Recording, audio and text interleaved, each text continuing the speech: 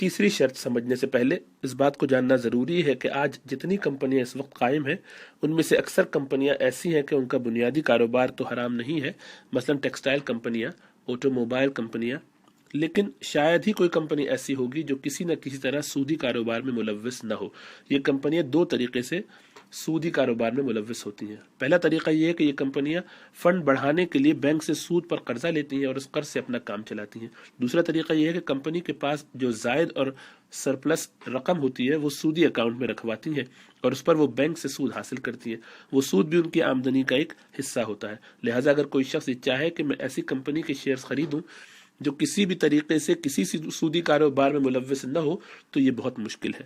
اب سوال یہ ہے کہ پھر تو کسی کمپنی کے شیئرز کی خرید و فروخت جائز نہیں ہونی چاہیے۔ ایسی کمپنی کے بارے میں موجودہ دور کے علماء کرام کی رائے مختلف ہے۔ علماء کی ایک جماعت کا کہنا یہ ہے کہ چونکہ یہ کمپنیاں حرام کاموں میں ملوث ہیں، اب چاہے تناسب کے لحاظ سے وہ حرام کام تھوڑا ہے، لیکن چونکہ حرام کام کر رہی ہیں لہٰذا ایک مسلمان کے لیے جائز نہیں کہ وہ اس کمپنی کے ساتھ حرام کام میں حصے دار بنے،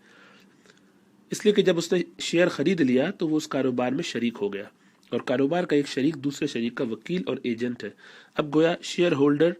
ان کو اس کام کے لیے ایجنٹ بنا رہا ہے کہ تم سودی قرضے لو اور سودی آمدنی بھی حاصل کرو۔ اس لیے ان علماء کے نزدیک کسی کمپنی کے شیئرز اس وقت تک خریدنا جائز نہیں جب تک یہ اطمینان نہ ہو جائے کہ یہ کمپنی نہ سود لیتی ہے اور نہ سود دیتی ہے۔ علماء کرام کی دوسری جماعت کا یہ کہنا ہے کہ اگرچہ ان کمپنیوں میں یہ خرابی پائی جاتی ہے، لیکن اس کے باوجود اگر کسی کمپنی کا بنیادی کاروبار مجموعی طور پر حلال ہے تو پھر دو شرطوں کے ساتھ اس کمپنی کے شیئرز لینے کی گنجائش ہے۔ حکیم الامت حضرت مولانا اشرف علی صاحب تھانوی رحمہ اللہ، میرے والد ماجد حضرت مفتی محمد شفیع عثمانی صاحب رحمہ اللہ کا یہی موقف ہے، اور ان دونوں حضرات کی اتباع میں بھی اسی موقف کو درست سمجھتا ہوں۔ وہ دو شرطیں یہ ہیں۔ پہلی شرط یہ ہے کہ وہ شیئر ہولڈرز اس کمپنی کے اندر سودی کاروبار کے خلاف آواز ضرور اٹھائے، اگرچہ اس کی آواز اوور رول ہو جائے، مسترد ہو جائے، اور میرے نزدیک آواز اٹھانے کا بہتر طریقہ یہ ہے کہ کمپنی کی جو سالانہ میٹنگ، اینیول جنرل میٹنگ ہوتی ہے، اس میں یہ آواز اٹھائے کہ ہم سودی لین دین درست نہیں سمجھتے، سودی لین دین پر راضی نہیں ہے، اس لیے اس کو بند کیا جائے۔ اب ظاہر ہے کہ موجودہ حالات میں یہ آواز نقار خانے میں طوطی کی آواز کی طرح ہوگی اور یقیناً اس کی یہ آواز مسترد کی جائے گی، لیکن جب وہ یہ آواز اٹھائے تو حضرت تھانوی رحمہ اللہ کے قول کے مطابق ایسی صورت میں وہ انسان اپنی ذمہ داری پوری ادا کر دیتا ہے۔ چوتھی شرط جو حقیقت میں تیسری شرط کا ایک حصہ ہے وہ یہ کہ جب منافع ڈویڈنڈ تقسیم ہو تو وہ شخص انکم اسٹیٹمنٹ کے ذریعے یہ معلوم کرے کہ آمدنی کا کتنا فیصد حصہ سودی ڈپازٹ سے حاصل ہوا ہے۔ مثلا فرض کیجئے کہ اس کمپنی کو کل آمدنی کا 5% حصہ سودی ڈپازٹ میں رقم رکھوانے سے حاصل ہوا، تو اب وہ شخص اپنے نفع کا 5% حصہ صدقہ کر دے۔ لہذا کمپنی کا اصل کاروبار اگر حلال ہے لیکن ساتھ میں وہ کمپنی بینک سے سودی قرضے لیتی ہے یا اپنی زائد رقم سودی اکاؤنٹ میں رکھ کر اس پر سود وصول کرتی ہے، تو اس صورت میں اگر مذکورہ بالا دونوں شرطوں پر عمل کر لیا جائے تو پھر ایسی کمپنیوں کے شیئرز کی خرید و فروخت کی گنجائش ہے، اور میں سمجھتا ہوں کہ یہ جواز کا موقف معتدل اور اسلامی اصولوں کے مطابق ہے، لوگوں کے لیے سہولت کا راستہ فراہم کرتا ہے۔ اوپر کی تفصیل سے یہ معلوم ہو گیا کہ شیئرز کی خرید و فروخت کے جواز کے لیے کل 4 شرطیں ہوں گی۔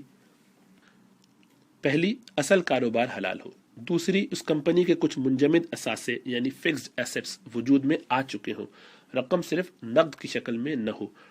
تیسری، اگر کمپنی سودی لین دین کرتی ہے تو اس کی سالانہ میٹنگ میں آواز اٹھائی جائے۔ چوتھی، جب منافع تقسیم ہو اس وقت جتنا نفع سودی حصے یا ڈپازٹ سے حاصل ہوا ہو اس کو صدقہ کر دے بغیر ثواب کی نیت اور امید کے۔ ان 4 شرطوں کے ساتھ شیئرز کی خرید و فروخت جائز ہے۔ آج کل اسٹاک مارکیٹ میں شیئرز کے جو سودے ہوتے ہیں وہ 2 مقصد کے تحت ہوتے ہیں۔ نمبر 1، بعض لوگ انویسٹمنٹ کی غرض سے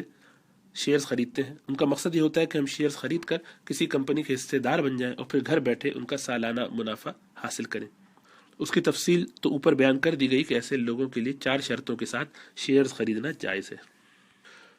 دوسری طرف بعض لوگ شیئرز کی خرید و فروخت انویسٹمنٹ کی غرض سے نہیں کرتے بلکہ ان کا مقصد کیپٹل گین ہوتا ہے۔ وہ لوگ اس کا اندازہ کرتے ہیں کہ کس کمپنی کے شیئرز کی قیمت میں اضافہ ہونے کا امکان ہے، چنانچہ اس کمپنی کے شیئرز خرید لیتے ہیں اور پھر چند روز بعد جب قیمت بڑھ جاتی ہے تو ان کو فروخت کر کے نفع حاصل کر لیتے ہیں، اور یا کسی کمپنی کے شیئرز کی قیمت گھٹ جاتی ہے تو اس کے شیئرز خرید لیتے ہیں اور بعد میں فروخت کر دیتے ہیں۔ اس طرح خرید و فروخت کے ذریعے نفع حاصل کرنا ان کا مقصود ہوتا ہے۔ اس کمپنی میں حصے دار بننا اور اس کا سالانہ منافع حاصل کرنا ان کا مقصد نہیں ہوتا، بلکہ خود شیئرز ہی کو ایک سامان تجارت بنا کر اس کا لین دین کرتے ہیں۔ سوال یہ ہے کہ شرعاً اس طریقہ کار کی کہاں تک گنجائش ہے؟ اس کا جواب یہ ہے کہ جس طرح شیئر خریدنا جائز ہے، اسی طرح ان کو فروخت کرنا بھی جائز ہے، بشرطے کہ ان شرائط کو پورا کر لیا جائے جو ابھی اوپر ذکر کی گئی۔ اور جس طرح یہ جائز ہے کہ ایک چیز آپ آج خرید کر کل فروخت کر دیں اور کل خرید کر پرسوں فروخت کر دیں، بالکل اسی طرح شیئرز کی بھی خرید و فروخت جائز ہے۔ لیکن اس خرید و فروخت کو درست کہنے کی دشواری اس سٹہ بازی کی وجہ سے پیش آتی ہے جو اسٹاک ایکسچینج کا بہت بڑا اور اہم حصہ ہے، جس میں بسا اوقات شیئرز کا لین دین بالکل مقصود نہیں ہوتا، بلکہ آخر میں جا کر آپس کا فرق یعنی ڈفرنس برابر کر لیا جاتا ہے،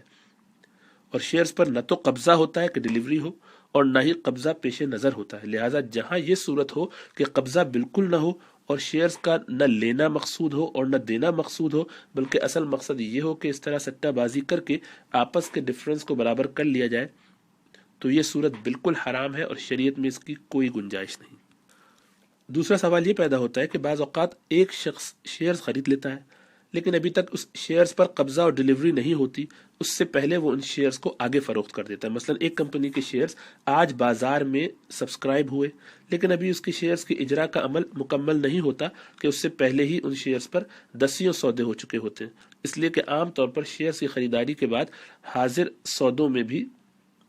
ڈیلیوری ملنے میں کم از کم ایک ہفتہ ضرور لگ جاتا ہے۔ اور اب سوال یہ ہے کہ کیا اس طرح قبضہ اور ڈیلیوری ملنے سے پہلے ان کو آگے فروخت کرنا جائز ہے یا نہیں؟ اس سلسلے میں پہلے ایک اصول سمجھ لیں، اس کے بعد صورت واقعہ کا جائزہ لینا آسان ہوگا۔ وہ اصول یہ ہے کہ جس چیز کو آپ نے خریدا ہے اس چیز پر قبضہ کرنے سے پہلے اس کو آگے فروخت کرنا جائز نہیں، لیکن قبضے کے اندر ہمیشہ حصی قبضہ یعنی فزیکل پوزیشن ضروری نہیں ہوتا، بلکہ حکمی قبضہ یعنی کنسٹرکٹیو پوزیشن بھی اگر ہو جائے، یعنی وہ چیز ہمارے زمان میں یعنی رسک میں آ جائے تو اس کے بعد بھی اس چیز کو آگے فروخت کرنا جائز ہے۔ اب یہاں یہ دیکھنا ہے کہ شیئرز کا قبضہ کیا ہے، اس پر قبضہ کس طرح ہوتا ہے۔ یہ کاغذ جس کو ہم شیئر سرٹیفکیٹ کہہ دیتے ہیں، اس سرٹیفکیٹ کا نام شیئر نہیں، بلکہ شیئر اصل میں اس ملکیت کا نام ہے جو اس کمپنی کے اندر ہے، اور یہ سرٹیفکیٹ اس ملکیت کی علامت ہے اور اس کا ثبوت اور اس کی شہادت ہے۔ لہذا اگر فرض کریں کہ ایک شخص کی ملکیت تو اس کمپنی میں ثابت ہو گئی لیکن اس کو ابھی تک سرٹیفکیٹ نہیں ملا، تب بھی شرعی اعتبار سے یہ کہا جائے گا کہ وہ شخص اس کا مالک ہے۔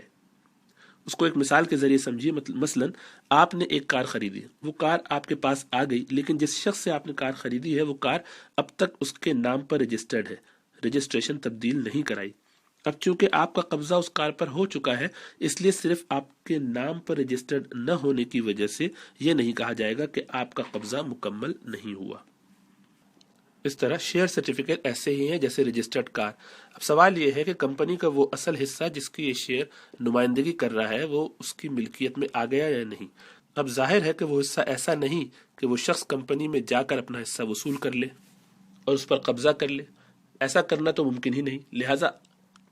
اصل حصے کے مالک بننے کا مطلب یہ ہے کہ اس حصے کے فوائد اور نقصانات، اس حصے کی ذمہ داریاں، لائبلٹیز اور اس کے منافع پروفٹس کا حقدار بن گیا یا نہیں۔ مثلا آج میں نے اسٹاک مارکیٹ سے ایک شیئر خریدا اور ابھی تک شیئر سرٹیفکیٹ کی وصولیابی یا ڈیلیوری نہیں ہوئی۔ اس دوران وہ کمپنی بم گرنے سے تباہ ہو گئی اور اس کا کوئی اثاثہ باقی نہیں بچا۔ اب سوال یہ ہے کہ یہ نقصان کس کا ہوا؟ اگر نقصان میرا ہوا تو اس کا مطلب یہ ہے کہ اس شیئر کا رسک میں نے لے لیا، اس صورت میں اس کو آگے فروخت کر سکتا ہوں۔ اگر نقصان میرا نہیں ہوا بلکہ بیچنے والے کا نقصان ہوا تو اس کا مطلب یہ ہے کہ اس شیئر کا رسک میری طرف منتقل نہیں ہوا تھا، اس صورت میں میرے لیے اس شیئر کو آگے فروخت کرنا جائز نہیں جب تک شیئر سرٹیفکیٹ پر قبضہ نہ کر لوں۔ اب سوال یہ ہے کہ حقیقی صورتحال کیا ہے؟ واقعتاً شیئرز کے خریدنے کے بعد اس کا رسک فوراً منتقل ہو جاتا ہے یا نہیں؟ یہ ایک سوال ہے جس کے جواب میں مجھے ابھی تک قطعی صورتحال معلوم نہیں ہو سکی، اس لیے کہ اس کے بارے میں کوئی حتمی بات اب تک نہیں کہی جا سکتی، اور اصول میں نے بتا دیا کہ رسک منتقل ہونے کی صورت میں آگے بیچنا جائز ہے، البتہ احتیاط کا تقاضا بہر صورت یہی ہے کہ جب تک ڈیلیوری نہ مل جائے اس وقت تک آگے فروخت نہ کیا جائے۔